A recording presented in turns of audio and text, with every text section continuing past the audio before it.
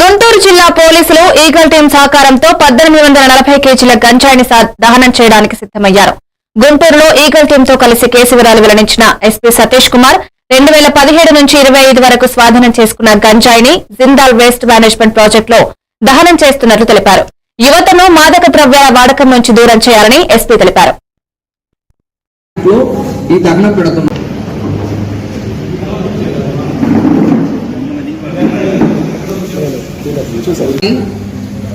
Destroy చేయడం అనేది ఈ రోజు చేస్తున్నాము.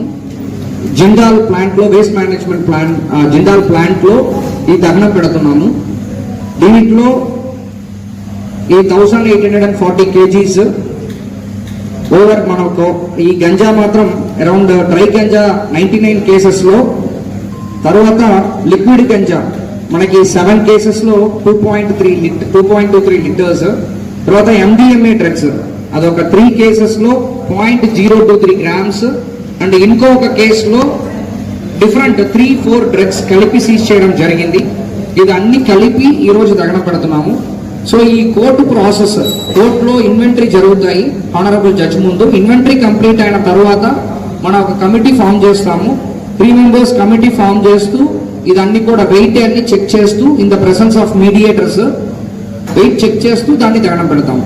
సో ఆ ప్రాసెస్ ఈరోజు చేస్తున్నాము. సో ఇప్పుడు ఇది మన గుంటూరు డిస్ట్రిక్ట్ పోలీసు ఈగల్ కలిపి ఈ ప్రాసెస్ లో ఇన్వాల్వ్ అవుతున్నాము. దీంట్లో ఈ 2025లో మనం చూసామంటే ఈ 7 months అంటే 8th month 11th day running ఇప్పుడు వరకు టోటలీ మనకి 44 కేసెస్ రిజిస్టర్ చేయడం జరిగింది. దీంట్లో టోటలీ మనకి 1050 కేజీస్ గంజా అండ్ 219 పర్సన్స్ ని మనం అరెస్ట్ చేయడం జరిగింది.